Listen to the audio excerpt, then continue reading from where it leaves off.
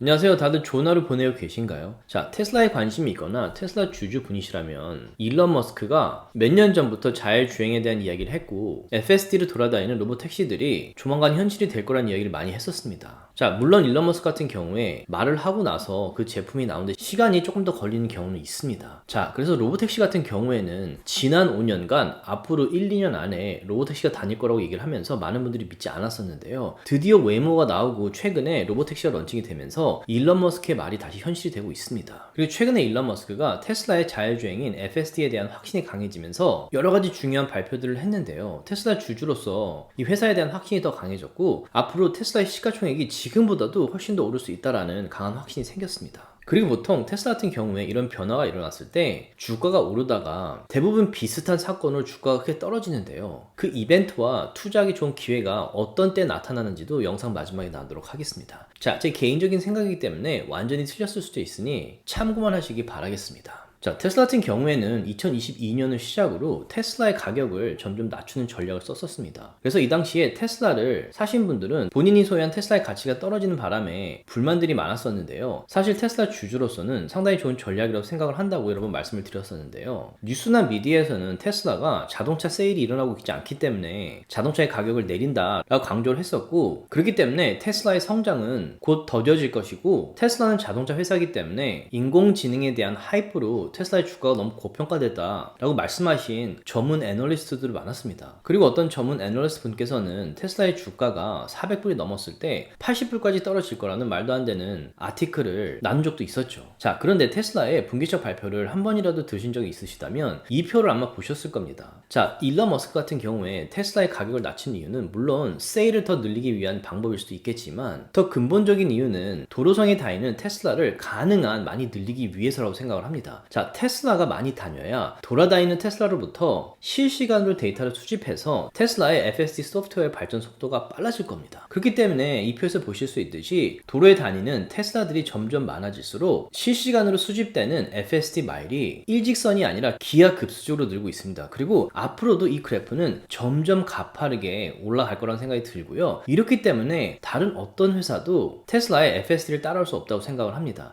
자, 어떤 분들께서는 웨이모가 있지 않냐라고 말씀할 수도 있겠지만 웨이모 같은 경우에는 마일을 수집하기 위해서 차들이 따로 돌아다니거나 지금 돌아다니고 있는 웨이모 로봇택시들이 데이터를 수집하지만 테슬라는 이미 전 세계적으로 돌아다니는 테슬라의 수가 어마어마하지만 그 어마어마한 수의 테슬라로부터 실시간으로 데이터들을 수집을 하고 있기 때문에 경쟁 자체가 안 된다고 생각합니다. 자, 그리고 이런 FSD의 발전으로 드디어 작년 6월에 테슬라의 로봇택시인 사이버캡이 오스틴에서 런칭을 했고 지금 오스틴과 아리조나에서도 허가를 받은 상태입니다. 물론 아직까지는 로봇택시 분야에 있어서 웨이모가 더 큰 비중을 차지하고는 있지만 테슬라의 사이버캡이 조만간 웨이모를 앞서가지 않을까라는 생각이 듭니다. 자, 그런데 테슬라의 로봇택시 같은 경우에는 아직은 이런 식으로 안전을 위해서 세이프티를 모니터링하는 사람이 아직 앉아 있습니다. 자, 이분 같은 경우에는 모니터링을 하던 중에 잠이 들었는데요. 물론 웃긴 영상이기도 하지만 만약에 테슬라 로봇택시의 FSD가 불안했다면 절대로 이렇게 잠이 들 수 없을 겁니다. 그런데 이분이 모니터링을 하는 분인데도 불구하고 이렇게 마음 놓고 주무시고 있다는 거는 FSD가 그만큼 발전을 하고 편해진 게 아닌가라는 생각이 듭니다. 자, 그런데 며칠 전에 이 뉴스가 나왔죠. 자, 일론 머스크 X에 올린 글에 따르면 텍사스 오스틴에 다니는 로봇택시들 중에서 일부는 이 모니터링을 하는 슈퍼바이저들을 제외를 하겠다고 발표를 했습니다. 다시 말해서 더 이상 안전을 위해서 모니터링하는 사람이 필요 없다는 뜻이 되겠죠. 그런데 아직은 일부에밖에 해당이 되지 않고 이 뉴스에 따르면 모니터링하는 사람은 그 테슬라 로봇택시로부터 제외가 되지만 여기 보시듯이 이런 로봇택시들을 따라다니면서 안전을 체크하는 체이서 테슬라들이 돌아다닐 거라고 얘기를 하고 있네요. 자, 일론 머스크의 말이 사실인지 조금 더 지켜봐야 되겠지만 결론적으로는 테슬라의 로봇택시도 더 이상 안전을 위해서 모니터링하는 사람이 없게 될 겁니다. 자, 그리고 이 밑에 보시면 일론 머스크의 말에 따르면 조만간 테슬라의 로봇택시인 사이버캡은 더 이상 핸들도 없을 거고 사이드미러도 없을 거고 페달도 없을 거라고 얘기를 하면서 완전히 자율적으로 운행하는 사이버캡에 대한 전망을 나눴습니다. 그리고 지금 돌아다니는 사이버캡 같은 경우에는 핸들이 있고 사이드미러가 있고 페달이 있지만 그 이유는 테스트를 위한 목적이고 결국에는 이 모든 것들이 사라질 거라고 얘기를 하고 있네요. 자, 그러면서 이 뉴스도 나왔는데요. 일론 머스크 같은 경우에 테슬라에 오토파일럿 기능을 제거를 하고 만약에 자율주행 서비스를 원한다면 구독을 해야 해야 된다는 조건을 내세웠습니다. 자, 오토파일럿과 FSD 같은 경우에는 차이가 있는데요. 오토파일럿 같은 경우에는 기본적인 운행들, 차가 자기 레인을 지키고 앞에 차와의 거리를 유지하고 브레이크나 악셀레이터를 조정할 수 있는 기능이 있었습니다. 하지만 오토파일럿 같은 경우에는 스스로 핸들을 돌린다거나 신호등이나 스탑 사인을 보면서 멈추거나 갈 수 있는 기능, 혹은 지도에 찍었을 때 알아서 찾아가는 기능이 없었기 때문에 확연한 차이가 있었는데요. 일론 머스크 같은 경우에는 테슬라의 이런 오토파일럿을 없애고 FSD에는 확신이 강해지면서 만약에 자율주행을 원한다면 FSD를 구독해라 라고 발표를 한 거죠. 자, 그래서 여기 보시면 미국과 캐나다에 있는 모든 테슬라로부터 오토파일럿 기능을 제거를 하고 FSD 구독 서비스를 추진할 거라고 얘기를 했습니다. 그리고 2월 14일까지 만약에 FSD를 매달 99불 내는 게 아니라 한 번에 다 내고 싶으신 분들 같은 경우에는 8,000불이 든다고 얘기를 했는데요. 2월 14일 이후부터는 한 방에 FSD를 평생 쓸 수 있는 이 기회도 사라지게 되고 이때부터는 매달 구독료를 내는 시스템으로 바뀔 겁니다. 자, 물론 이 이후에도 차를 새로 구입할 경우에는 30일 동안 FSD를 무료로 제공해 준다고 하네요. 자, 여기 보시듯이 지금으로서는 매달 FSD의 구독료가 99불입니다. 자, 그런데 계산을 해보시면 8,000불을 냈을 경우에 한 달에 99불이면 100불로 쳤을 때 테슬라를 7년 이상 타야 8,000불을 낸 게 이득이 될 겁니다. 그렇기 때문에 만약에 8,000불을 내고 5년만 테슬라를 사용하고 다른 차로 바꾼다면 이 8,000불 내는 게 손해일 수도 있습니다. 물론 만약에 테슬라를 계속 쭉 탈 생각이고 FSD를 사용할 생각이시라면 이 8,000불을 내는 게 훨씬 이득이겠죠. 그런데 일론 머스크가 이 FSD의 구독료를 미래는 더 올리겠다라고 얘기를 했죠. 자, 그렇기 때문에 만약에 99불이 아니라 50불만 올려서 매달 150불을 차징을 한다면 8년이 아니라 4년만 조금 지나도 이 한 번에 사는 8,000불보다 더 돈이 많이 들게 됩니다. 자, 그렇다면 언제 이 FSD의 구독료를 높일 것이냐? 자, 일론 머스크 X에 올린 글에 따르면 지금은 비록 한 달에 99불을 내지만 만약에 FSD가 발전을 해서 자율주행을 하는 동안에 문자를 하거나 잘 수 있는 레벨까지 오른다면 FSD의 가격을 올리겠다라고 얘기를 하고 있죠. 자, 생각을 해보시면 어떤 분들은 한 달에 99불, 한 달에 150불,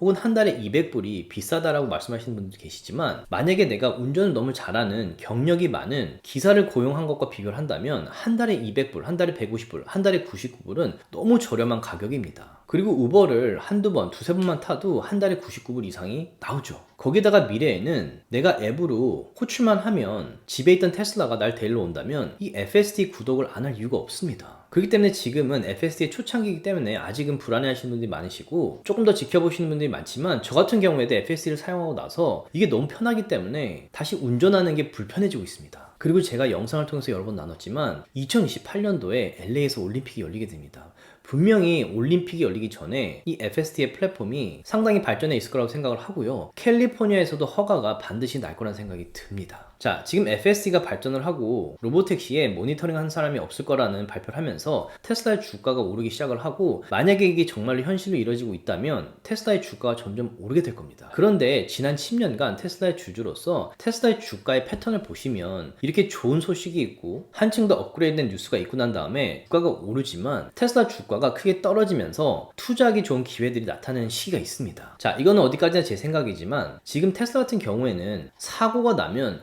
뉴스에 많이 돌아다니고 미디어에도 나옵니다. 자, 다른 자동차 회사의 차가 사고가 났을 때는 이런 뉴스가 나는 경우가 거의 없습니다. 그런데 유독 테슬라가 사고가 났을 때는 이렇게 뉴스에 크게 나죠. 그러면서 사람들이 거 봐라, 테슬라는 아직 미흡하고 일론 머스크의 말처럼 되기에는 시간이 더 걸릴 것이다 라고 말하면서 테슬라를 파는 경우가 많습니다. 그리고 실제로 테슬라의 주가가 떨어지는 경우가 있죠. 그런데 이 그래프를 보시면 이 왼쪽 바그래프는 자동차들이 큰 사고가 나기 전에 평균적으로 달리는 마일수입니다. 그리고 오른쪽 그래프 같은 경우에는 마이너한 사고들이 일어나기 전에 자동차들이 운행하는 마일이죠. 다시 말해서 미국에 돌아다니는 자동차들이 평균적으로 사고를 내기 전에 달리는 이 마일수에 비해서 FSD를 사용한 테슬라 같은 경우에는 큰 사고가 나기 전에 달리는 그 마일수가 4-5배 이상 길다는 거죠. 그리고 큰 사고가 아니더라도 작은 사고 같은 경우에도 미국의 자동차들이 평균적으로 달리는 마일수보다 FSD를 사용했을 때 5배 이상 마일이 길고 그만큼 더 안전하다는 뜻이 되겠죠. 이런 수치가 있는데도 불구하고 뉴스나 미디어 같은 경우에는 테슬라가 자율주행으로 사고만 내면 이렇게 헤드라인에 뜨기 때문에 실제 수치가 아닌 이런 뉴스로 테슬라의 주가가 떨어진다면 겁먹고 팔 것이 아니라 투자하기 좋은 기회라고 저는 항상 생각을 합니다. 자, 그리고 또 하나 제가 항상 봤던 패턴은 테슬라의 새로운 모델이 나오고 나면 리콜되는 뉴스가 많이 나옵니다. 자, 테슬라가 나왔는데 뭐 라이트에 이상이 있다거나 뭐 계기판에 이상이 있다거나 후방 카메라에 이상이 있고 후드 레치나 에어백 같은 경우에 이상이 있어서 리콜되는 경우가 있습니다. 자, 2024년도에 이런 리콜들이 많았었고 2025년도에도 테슬라 모델 XY, 뭐 3,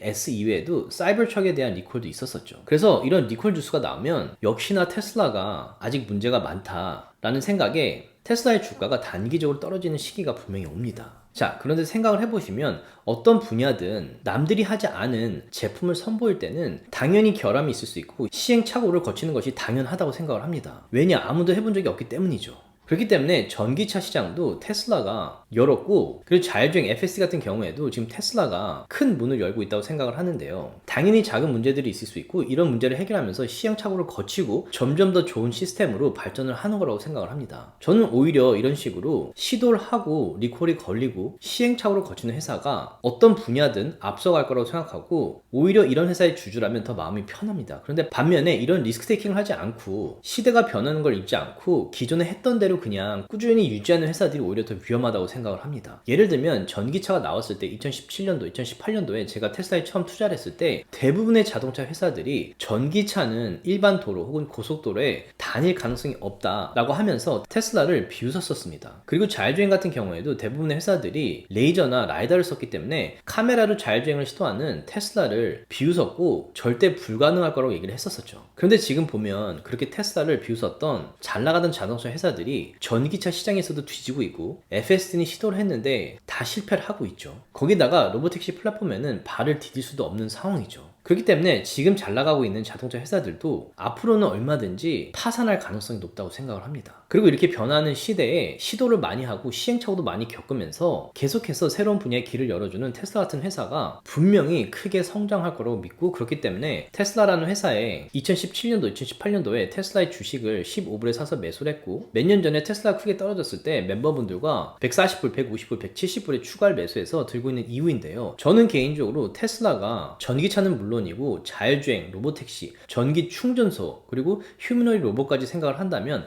아직도 성장할 가능성이 상당히 높은 회사라고 생각을 합니다. 자, 그래서 오늘은 테슬라가 최근에 발표했던 업데이트를 나눴고요. 여러분들께서 테슬라에 투자하시는데 조금이라도 도움이 되었으면 좋겠습니다. 자, 그리고 페이턴 서비스 멤버분들과는 이런 식으로 주식시장이 열기 전날에 중요한 이벤트와 마켓에 큰 영향을 미칠 만한 뉴스들, 그리고 제가 매수 매도 목적으로 주시하는 주식들의 중요한 지점들과 그 이유들을 나누면서 투자를 하고 있고요. 제가 만약에 매수 매도를 했을 경우에도 실시간으로 멤버분들과 나누고 있습니다. 그리고 장기 투자 위주로 주식 매수를 하지만 주식 차트의 8개의 지표를 분석을 하면서 주가가 반등하기 좋은 지점까지 내려왔다고 판단됐을 경우에는 트레이드도 하고 있는데요. 여기 보시듯이 매수한 날짜와 매수한 가격을 나누고 있고, 만약에 매도할 경우에 어떤 가격에 매도하는지 나누고 있습니다. 자, 이 표 같은 경우에는 100개의 주식씩만 함께 매수 매도했을 경우에 표를 나누고 있는데요.